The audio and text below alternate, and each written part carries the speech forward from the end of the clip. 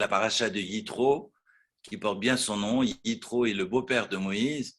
Et en fait, ce beau-père vient rappeler la bienséance à son gendre et lui dire que le savoir-vivre n'est pas plus important, mais c'est la priorité par rapport à la spiritualité. J'ai envie de dire que le savoir-vivre est aussi spirituel, mais que le derech eretz, c'est de savoir comment je me conduis avec le monde alentour, prévaut. Après, je peux, entre guillemets, faire le malin et de monter sur la montagne de Dieu pour accueillir les 10 commandements. Mais que la priorité, c'est de pouvoir être en lien et de pouvoir finalement, socialement, être en paix. Et raison pour laquelle on a nommé cette section de la Torah Yitro en son nom pour dire combien sa leçon, son enseignement de vie est fondamental, fait partie des fondamentaux et que le capital social est aussi important, sinon c'est la priorité pour pouvoir continuer à s'élever et tendre vers l'absolu. Ça, c'est la paracha de Yitro. Et la paracha de Mishpatim que nous avions récitée, que nous avions lue ce Shabbat, évoque donc les lois sociales. On a plus de 53 commandements dans cette section de la Torah, de Mishpatim. Et cette paracha commence par un mot qui est non pas Ele Mishpatim, voici les préceptes, mais Ve Ele Mishpatim, et voici les préceptes. Et ce vav, cette conjonction de coordination qui se trouve justement au début de la paracha, vient nous renseigner sur, j'allais dire, la dimension de ces lois d'Israël.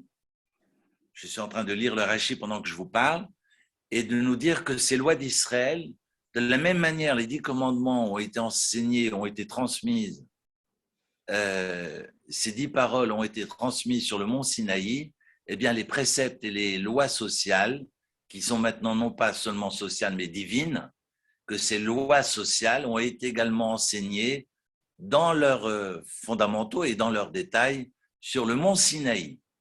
Donc c'est du même acabit, c'est la raison pour laquelle il y a ce vav qui nous rappelle Karishonim, c'est-à-dire que ces lois qui sont promulguées maintenant sont du même ordre que les 10 commandements promulgués, enseignés, transmises plus tôt.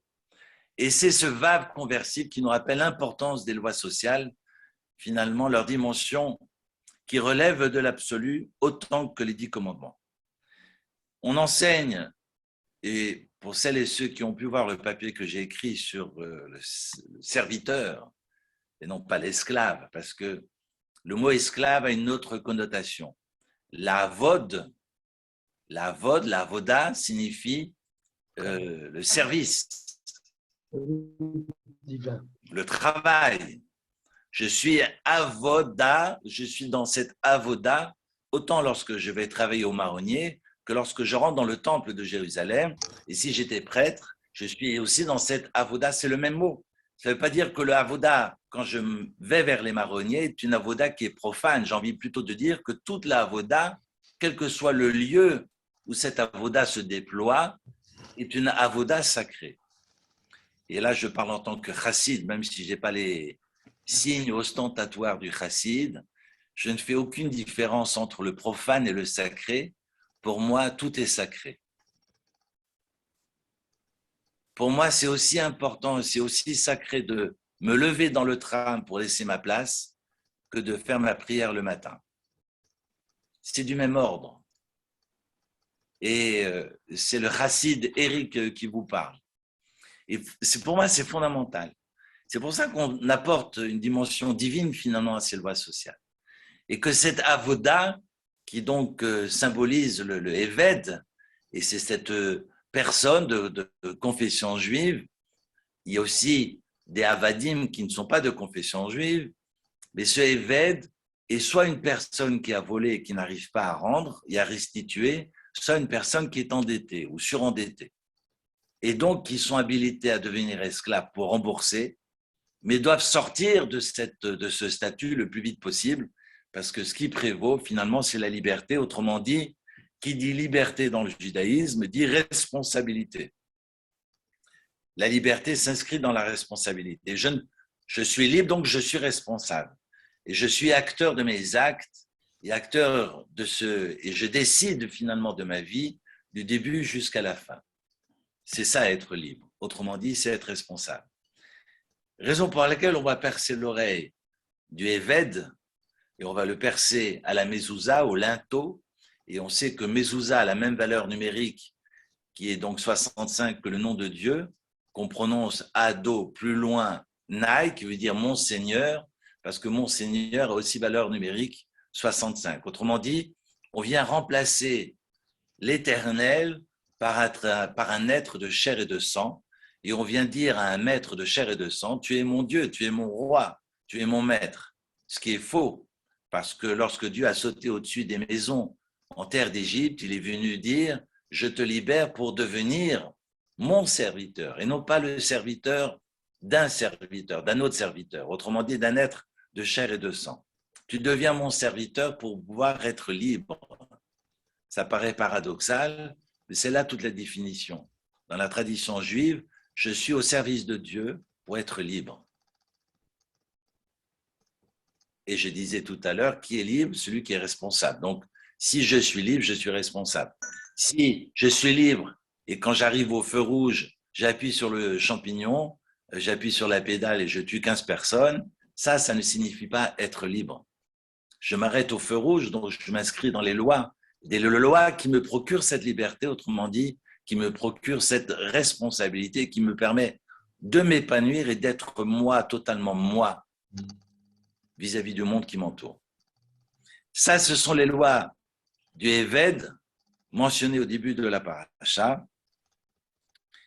Et ensuite, j'aimerais ce soir spécialement m'arrêter sur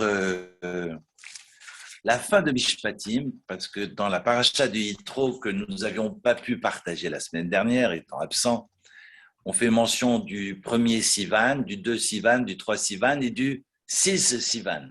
Le 6 du mois de Sivan 2448, la Torah a été donnée, c'est-à-dire il y a 3334 ans. Faites le calcul, on est en 5782. Les matheux, c'est à vous.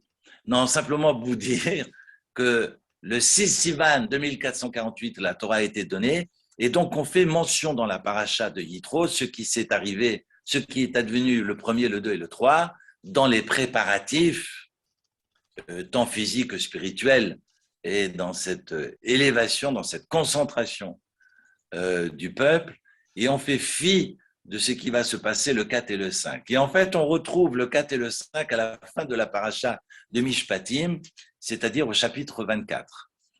On reviendra sur les autres chapitres, mais vu que je voulais faire un peu court ce soir pour ne pas mordre sur le film du lundi soir, je ne sais pas ce qu'il y a ce soir d'ailleurs, mais voilà, je suis respectueux. Il y a les 10 commandements. Il y a les 10 commandements.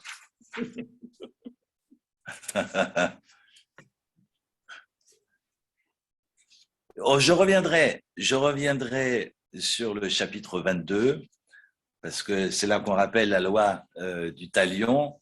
En fait, la loi du talion, contrairement à ce qu'on interprète vulgairement, c'est pas un œil pour un œil, une dent pour un dent, et un bras pour un bras, mais c'est de payer pour le manquement, c'est de payer la guérison, c'est de payer le chômage forcé, c'est de payer la refoua, il y a une indemnisation qui est donc demandée.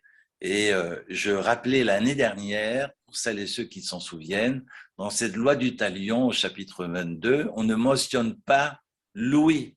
On mentionne les yeux, on mentionne les dents, on mentionne les membres, les bras, les jambes, mais on ne mentionne pas l'entendement, l'ouïe. Et on a réfléchi autour de ce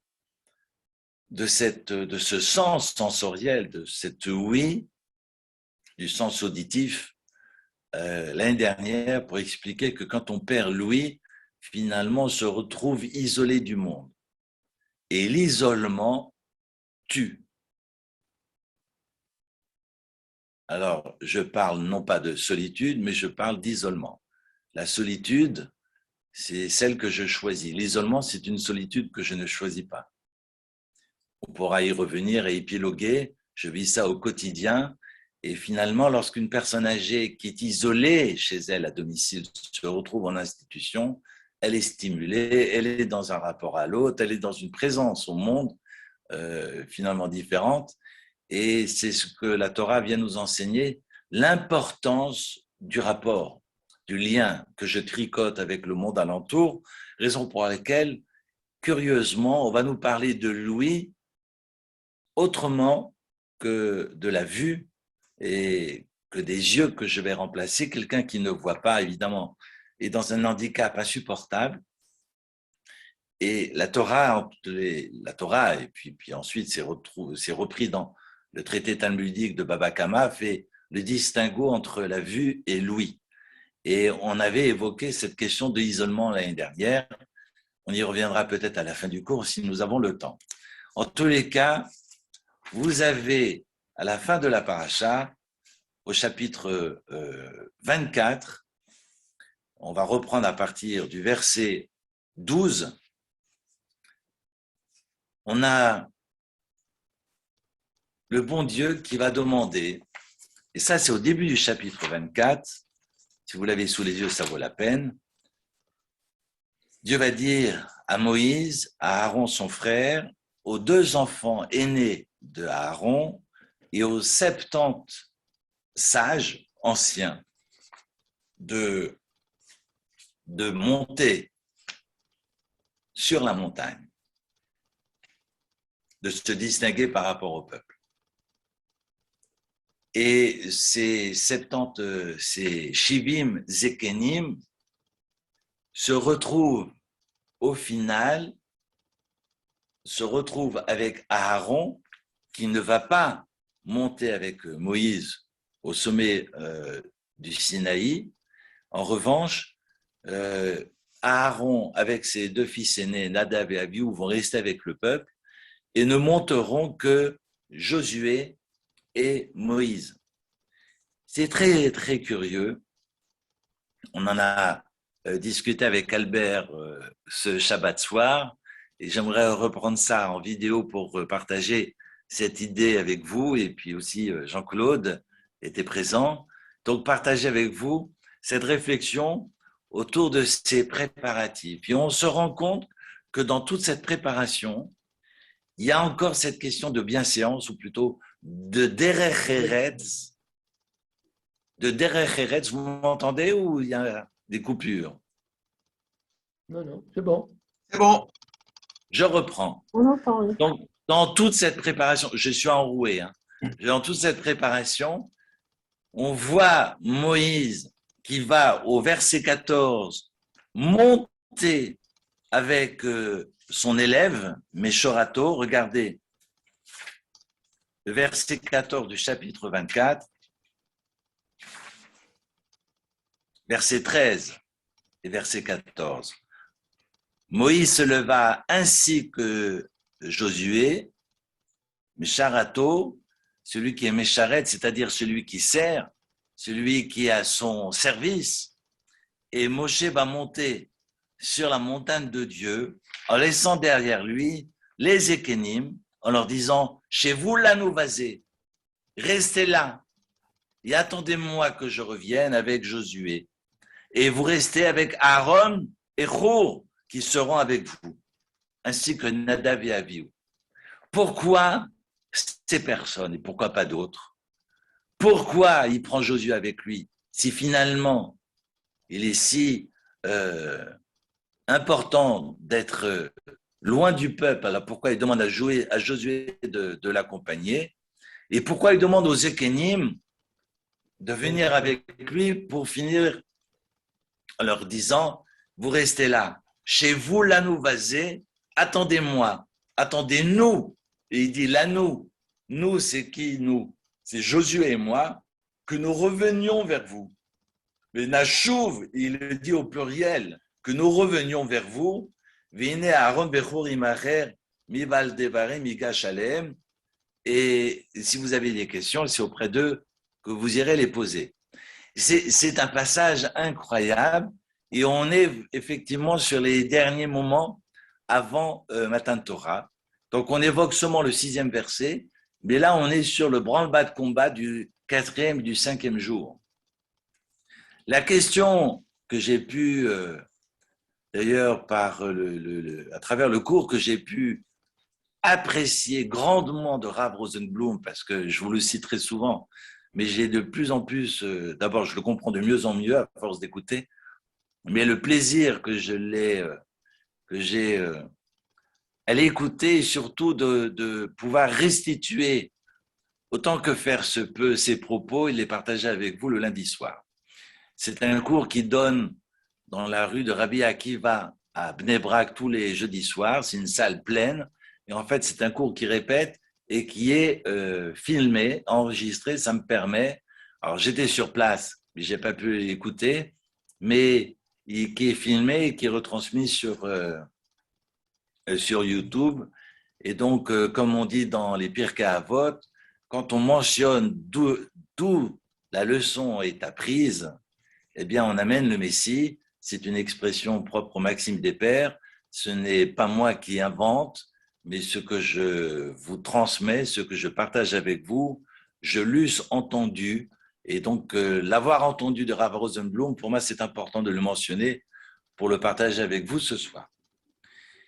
On est effectivement sur un passage clé de l'histoire parce que dans ce verset, dans ce chapitre 24, juste avant, tout le peuple va crier, clamer haut et fort, Naaseh venishma, nous allons faire et ensuite nous entendrons.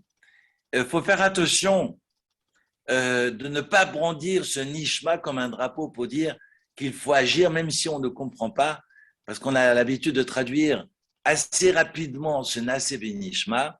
Avant de compléter mon propos, il est important de rappeler qu'il n'y a pas d'ordre prépondérant dans le texte de la Torah et que au chapitre 24, lorsque le peuple a dit « nous allons faire, nous allons comprendre », c'est du fait qu'ils aient osé avancer, le faire avant le comprendre, avant la compréhension, que Dieu va les féliciter et finalement se révéler. Et la Torah nous enseigne qu'il n'y a pas d'ordre prépondérant et que ce Naaseh venishma est préalable à la révélation, a été clamé par le peuple avant la révélation de Dieu. Même si c'est mentionné au chapitre 24 et que ça n'apparaît pas dans la paracha de la semaine dernière au moment de la révélation. C'est pour ça que j'explique et que j'insiste sur En Mukdam ou Meuchar Batorah, qu'il n'y a pas d'avant et d'après dans la Torah. Autrement dit, il n'y a pas d'ordre prépondérant dans ce qui est apporté dans le texte de la Torah. Dieu décide et dicte à Moïse le texte tel qu'il est aujourd'hui lu, et on découvre effectivement le peuple qui va clamer Naaseh venishma, nous allons faire, nous allons comprendre, et raison pour laquelle ils seront gratifiés de la révélation. Maintenant, il faut faire attention à ce Naaseh venishma. C'est juste une parenthèse et je reviendrai avec toutes ces montées, entre guillemets, de toutes ces personnes qui ont été choisies par Dieu et ensuite par Moïse, qui ont été gratifiées par cette élévation physique, qui vont avoir le droit de mettre le pied sur la montagne et finalement vont rester au bas de la montagne, parce que c'est marqué, rappelez-vous, dans la paracha de Yitro, que celui qui touche à la montagne, eh bien, mourra.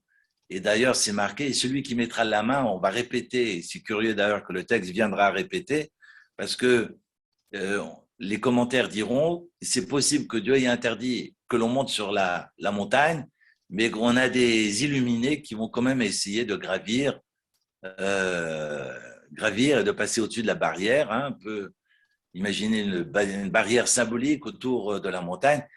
On est tous tentés, et ceux qui sont tentés, Sakol et Sakel seront lapidés. On peut très bien envoyer juste des cailloux de rappel à celles et ceux qui osent mettre le pied pendant la révélation. C'est une condition uniquement propre à la révélation. Parce que quand la révélation se termine, la montagne n'a plus aucune kedusha en tant que telle, n'a plus aucune sacralité. Je peux accéder, je peux monter. À savoir aujourd'hui si Sainte Catherine a été érigée sur le Sinaï ou pas, c'est une autre question, mais en tous les cas, la montagne n'a plus aucune kedusha intrinsèque. C'est au moment de la révélation que la montagne a une autre dimension. Cette dimension disparaît après que la révélation fut faite. Maintenant, ce Naaseh Venishma, nous allons faire et nous allons comprendre qu'on vient brandir comme un drapeau pour dire qu'il faut agir même si on ne comprend pas. J'ai envie de dire que, évidemment, ce n'est pas faux, mais on va brandir pour dire qu'on n'a pas besoin de comprendre. Et ça, évidemment, n'est pas vraiment acceptable. Parce qu'il faut comprendre ce que l'on fait. Et en vérité, cette traduction n'est pas évidente, parce que dans ce contexte, il ne semble pas qu'on soit en droit d'y réduire ce verset, tel qu'on est amené souvent, et souvent j'entends autour de moi, parce que le mot qui est utilisé, nishma, signifie écouter, signifie entendre, mais il ne signifie pas forcément comprendre, parce que de nombreux commentateurs expliquent complètement autrement, et qu'il ne s'agit pas de compréhension, mais il s'agit d'entendement. Ce n'est pas la même chose. En fait, on fait référence, et je voulais insister là-dessus, sur un midrash qui dit que la phrase est digne de parole des Melachim, digne de parole d'ange, parce qu'un ange est prêt à obéir, et c'est la nature même de l'ange.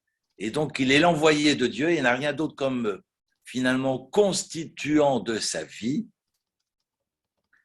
que de réaliser la mission qui lui incombe, la mission assignée par Dieu. Ainsi, lorsque le peuple va dire cette phrase de Naaseh Venishma, nous allons faire et nous allons entendre, nous allons écouter, nous sommes prêts à agir et donc nous écoutons, et c'est comme ça que j'ai envie de le traduire, la disposition à agir précède la disposition à écouter l'ordre. Et c'est ça, finalement, ressembler à un ange. Alors, on y reviendra peut-être à l'occasion. On a eu, je pense, l'année dernière, on avait pris le temps de reprendre un texte talmudique sur ce Naaseh Venishma, parce que le Talmud et le Midrash viendra nous dire que le peuple a été forcé d'accepter la Torah pour la loi orale, mais non pas pour la loi écrite, parce que la loi écrite avait été acceptée de plein gré, et cette loi orale finira par être acceptée rétroactivement, pratiquement 1000 ans plus tard, au temps d'Assuérus, lorsque les Juifs en Perse vont donc, kimouv et kiblou, réaliser ce qu'ils avaient accepté de force par le passé et qui vont finir par accepter de plein gré au temps de Mardoché et de la reine Esther. Vous me suivez? Je suis enroué, mais je me rends compte que je suis quand même audible.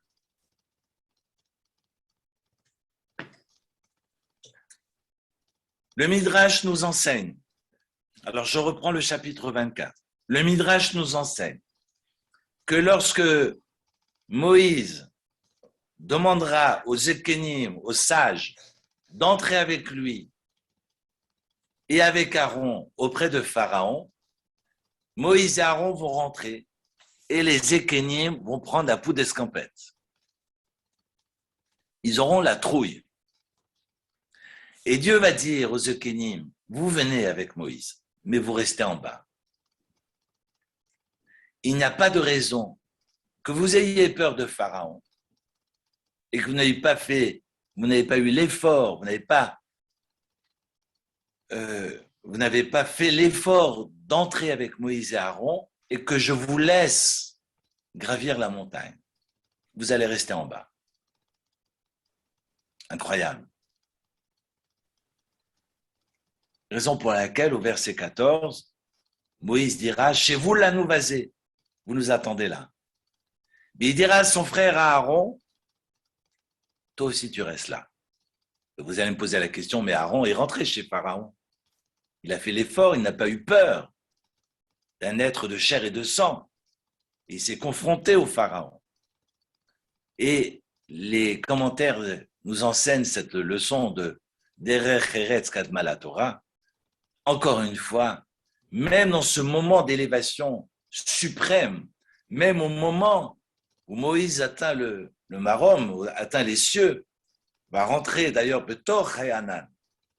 D'ailleurs, le Midrash nous enseignera comme une porte qui va s'ouvrir dans ce nuage, dans cette nuée. C'est un ange, il y aura des discussions, et après il va être confronté à d'autres anges qui vont vouloir le tuer, et puis c'est une bat-colle, c'est une voix céleste qui dira « Ah non, vous laissez rentrer Moïse, c'est moi qui lui ai demandé de rentrer. » Mais les anges, évidemment, sont pas d'accord, c'est pas ta terre, enfin, c'est pas ce lieu-là ne t'appartient pas, sors d'ici.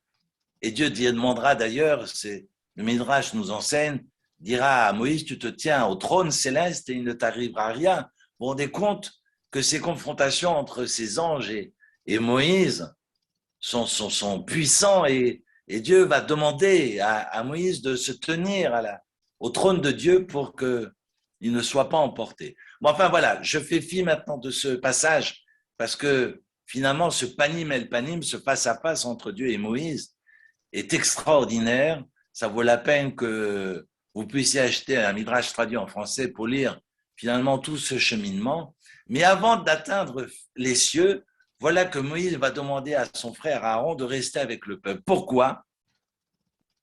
Pour une question de Derech Eretz. Parce que si Nadav et Avihu et Aaron gravissent, montent avec lui et laissent derrière les Ékénim, finalement, ces anciens vont comprendre qu'ils sont punis de ne pas être entrés chez Pharaon avec lui. Et pour ne pas leur faire honte, Moïse va demander à son frère de rester avec eux. Même dans ce moment-là ultime, le Derech Eretz est rappelé à l'ordre. Comment je me conduis avec l'autre?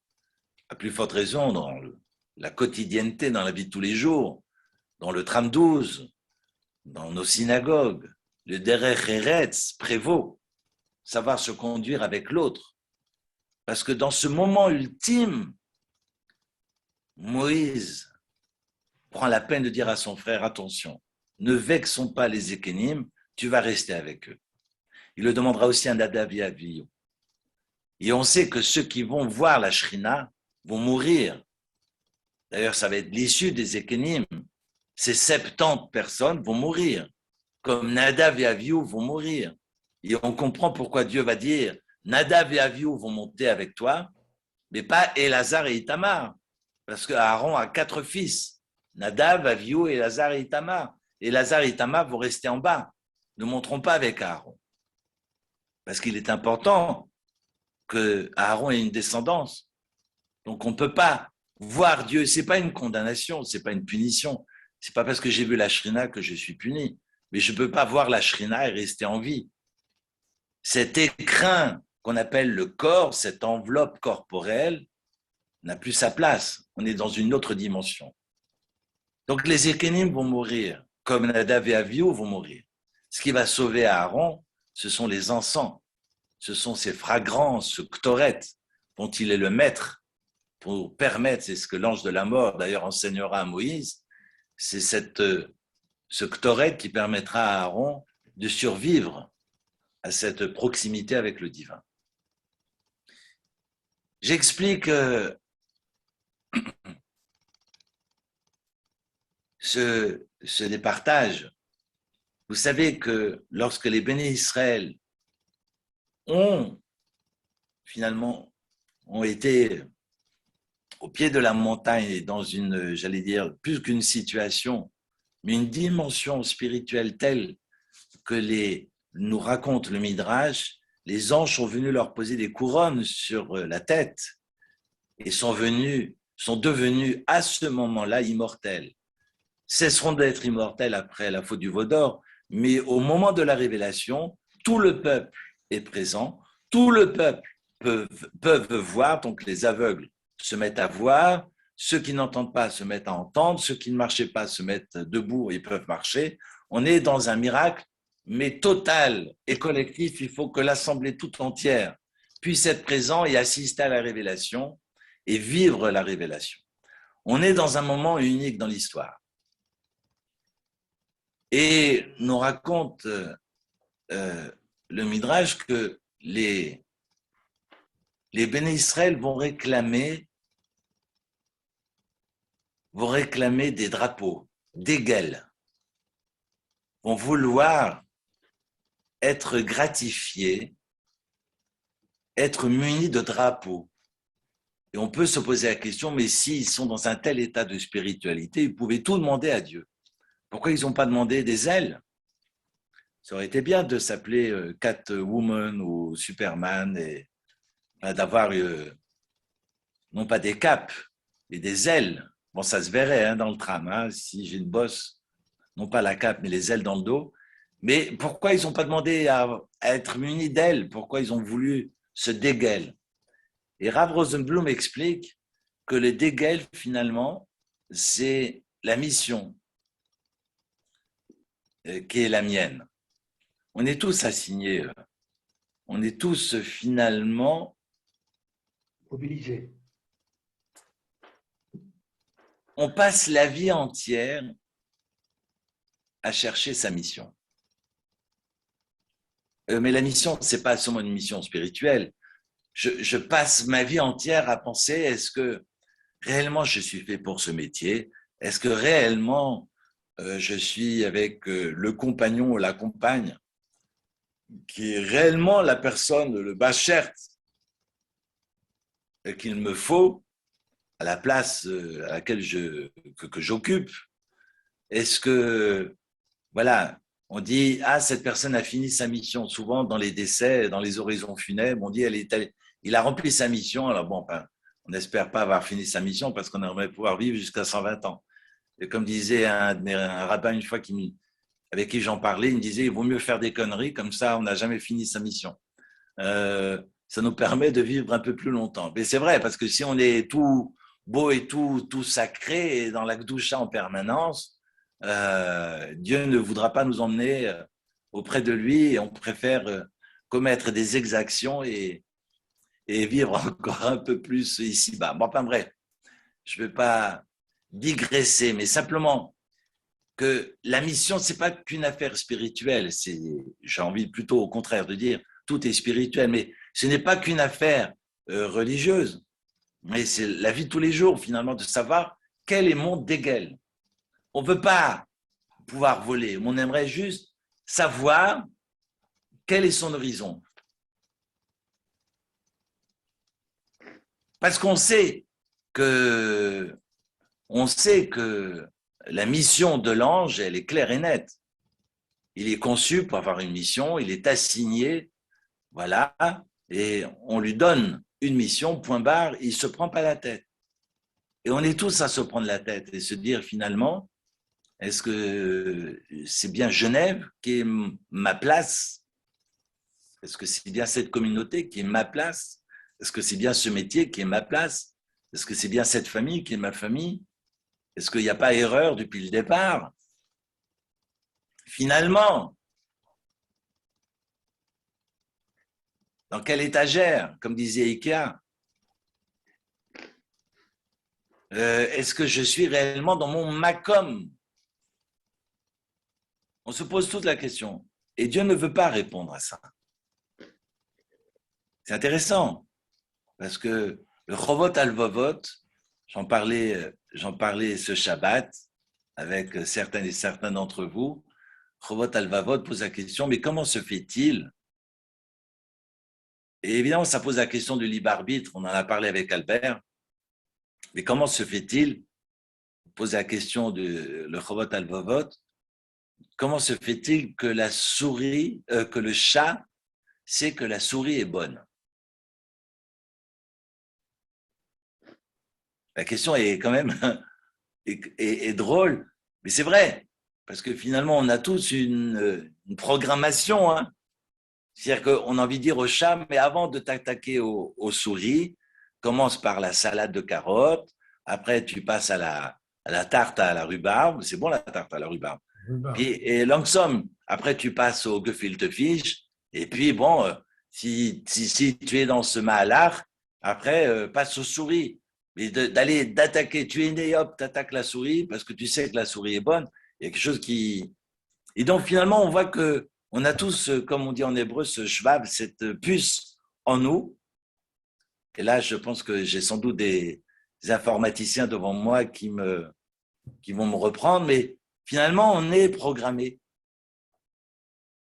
Et quand je disais tout à l'heure à ma femme, les chats ne font pas des chiens, les chiens ne font pas des chats, je suis dans le social parce que mes parents étaient dans le social.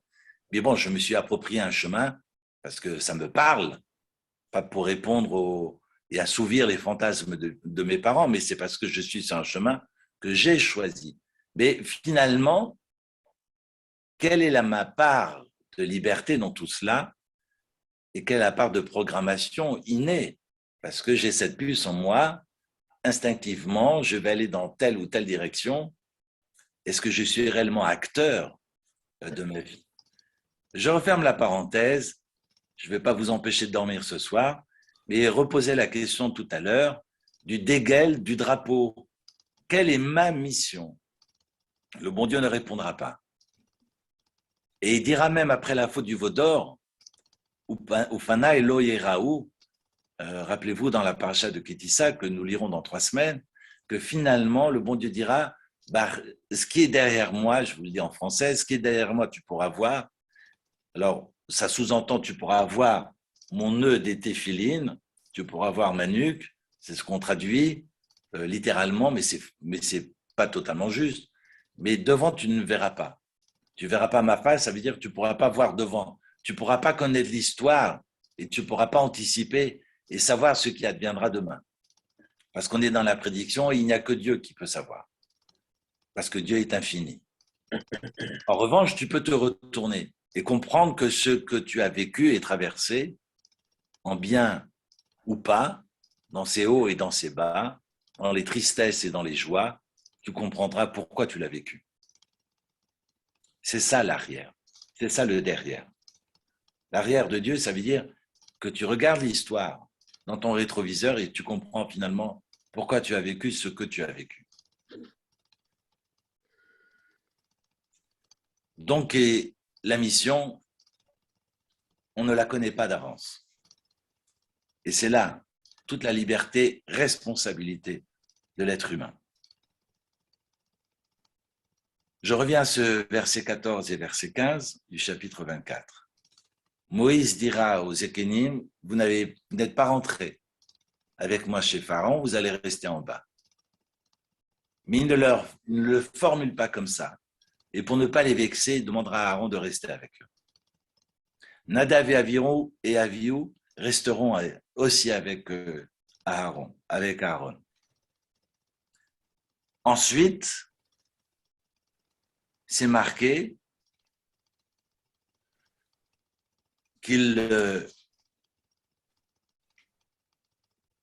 au verset 13, qu'il va se lever, ainsi que Josué, qui est donc son serviteur, pour monter, Vayal Moshe al-Har ha-Elokim, pour monter sur la montagne de Dieu.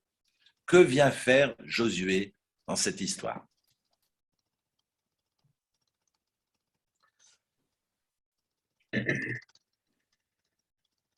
Et on voit, pour ceux qui connaissent la Torah par cœur, mais simplement dans Kétissa, lorsque il va y avoir la faute du veau d'or,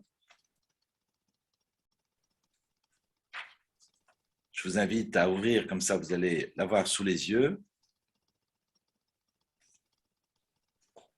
Au verset 17 du chapitre 32, c'est dans Kétissa, c'est après la faute. Et Dieu va dire à Moïse, stop. On arrête de parler parce que ton peuple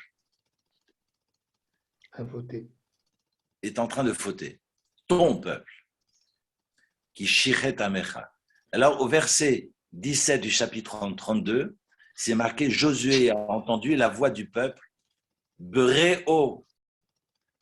tumultueuse ou en tumulte. Il va dire à Moïse, Kol milchama ba'machane, il y a une voix, il y a un bruit de guerre dans le camp. Ça veut dire quoi? Ça veut dire que Josué est effectivement resté en haut avec Moïse. Il n'est pas redescendu parce qu'on aurait pu penser, tu montes avec ton maître, mais tu ne vas pas poireauter et t'attendre et attendre ton maître comme ça pendant 40 jours et 40 nuits. Nourri par Dieu d'ailleurs. On aurait pu éviter toute cette énergie en imaginant finalement Josué redescendre. Il a accompagné son maître parce que c'est la moindre des choses. On ne laisse pas son maître marcher seul dans la rue. On l'accompagne, on fait un bout de chemin avec lui. Et puis après, il rebrousse le chemin et regagne le peuple. Non, Josué plante sa tente et attend son maître. Varum, question extraordinaire soulevée par Rav Rosenblum et que j'avais envie de partager avec vous.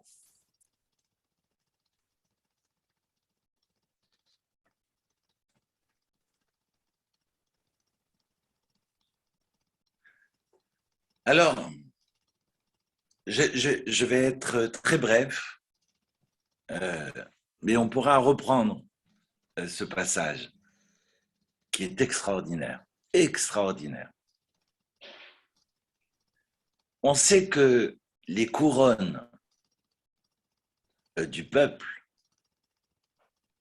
représentées par le Nassi, représentées par le Meller, représentées par le Kohen Gadol, le grand prêtre, le roi, le chef spirituel finalement du peuple, les chefs spirituels du peuple, sont partagés par des descendants de Jacob. On sait que par exemple le roi est représenté par un descendant de Yehuda. Yehuda est un enfant de Léa. D'accord? Aaron, qui est le prêtre, le grand prêtre, est un enfant de Lévi. Et Lévi est aussi un des enfants de Léa. Rouven, Shimon, Lévi, Yehuda. D'accord? Donc on voit que finalement, cette direction tricéphale, cette direction, ces trois têtes, sont des descendants, dont Moshe, qui est aussi un descendant de Lévi, sont des descendants de Léa. Et on sait que Léa est dans un mariage forcé avec Jacob, que Jacob aimait Rachel.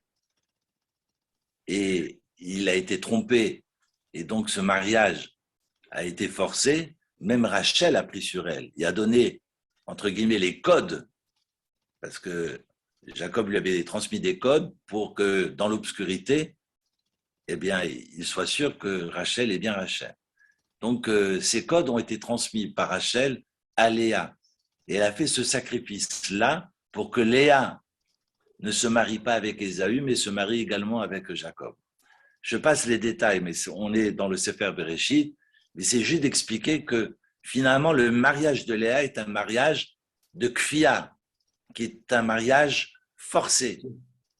Et on sait que l'amour de Jacob est un amour vis-à-vis de Rachel et non pas vis-à-vis de Léa. Et que les trois enfants dont on parle finalement, qui sont les chefs, les guides, les manigim du peuple, sont des descendants de Léa. Et on sait que la Torah a été imposée.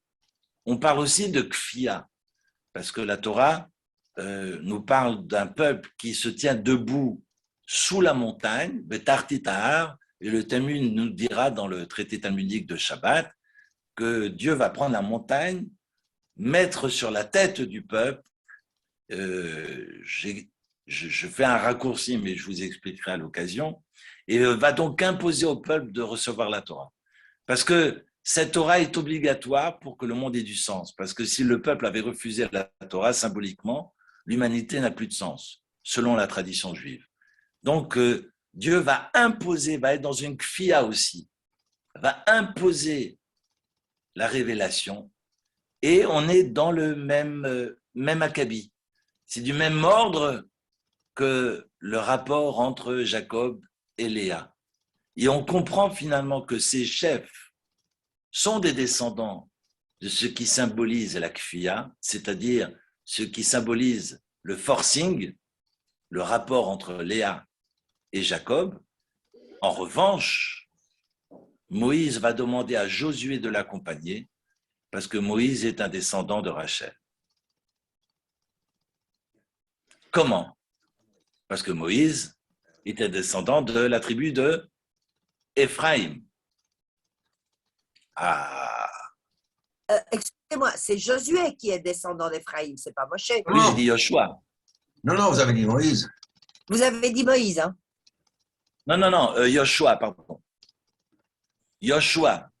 Je suis dans mes pensées, là, je me trompe, c'est bien de me reprendre.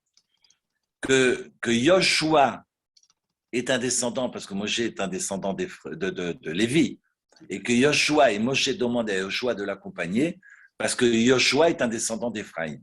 Et Éphraïm est un des deux fils de Joseph, qui est donc le fils de Rachel. Maintenant, on commence à comprendre.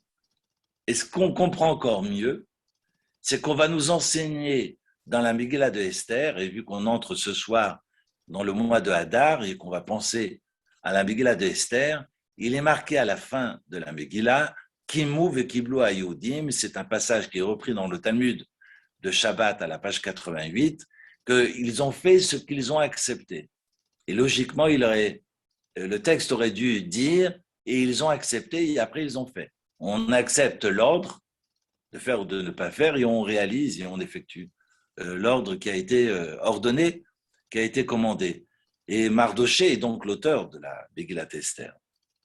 Il écrira Kimou et Kiblou à l'envers pour nous enseigner que finalement, le peuple va réaliser ce qu'il a accepté de force 1000 ans plus tôt, mais qui vont l'accepter rétroactivement. Et on sait que Mardoché est un descendant de la tribu de Benjamin. Parce qu'on enseigne au début de la Megillat Esther, Ben Kish Ish Yemini, on sait que Mardoché, Mordechai, Ish Yemini, est un descendant de la tribu de Yemini, c'est Binyamin. C'est Benjamin. Et Benjamin est donc le deuxième enfant de Rachel. Comme si finalement cette acceptation de plein gré, qui move et qui bloue, on est dans une acceptation sous Rachel, parce que cette acceptation relève de Rachel, vu que Mordechai est un descendant de Benjamin. Et on comprend que 1000 ans plus tôt, la révélation devait avoir lieu et a été forcée, symbolisée par le mariage entre Léa et Jacob, et que 1000 ans plus tard, grosso modo, autour de moins 550, au temps d'Assuérus, Kimouv et Kiblou, les Juifs finiront par accepter la Torah de plein gré et qu'on est dans une acceptation qui vient d'en bas et non pas d'en haut, et représentée par Mardoché qui symbolise le mariage entre Jacob et Rachel. On peut maintenant commencer à comprendre le fait que Moïse demande à Josué de l'accompagner jusqu'en haut, pour que cette révélation puisse prendre toute sa dimension. On est sur deux personnages complémentaires, où l'un représente Léa et l'autre représente Rachel, et qu'ils sont complémentaires. Et pour que cette révélation puisse finalement s'inscrire dans l'harmonie et puisse être transmise harmonieusement, j'ai besoin tant de Josué que de Moïse dans ce moment ultime de l'histoire juive. Voilà pour ce soir. Et je le dis, ce n'est pas de la vodka, hein, c'est de l'eau. Il faut que tu prennes du miel avec de l'huile d'olive.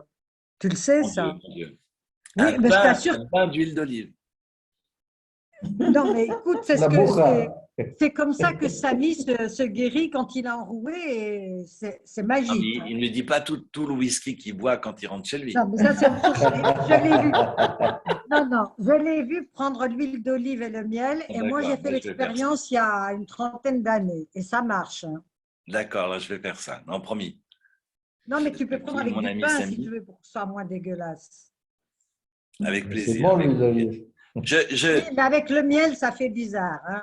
Donc, Non, mais sur je du vais pain, faire- c'est mieux. essayer. Ça fait passer les... Promis. On n'apprend pas que la Torah ce soir, hein. Oui, oui, on apprend des recettes de. Et Oh, ben, je trouve ce passage-là, de ce 24e chapitre de l'Exode, extraordinaire. Alors, j'en suis pas encore revenu parce que je suis en train de lire le Zohar et je me suis arrêté au milieu ce Shabbat. Et donc, j'en saurai un peu plus la semaine prochaine. Mais voilà, je voulais partager ça avec vous.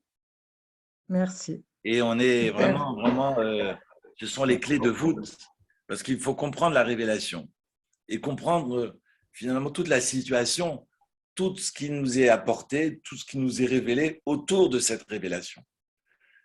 Et de comprendre pourquoi Moïse demande à Josué de l'accompagner, pourquoi il demande aux Ekénim de venir et finalement de rester en bas.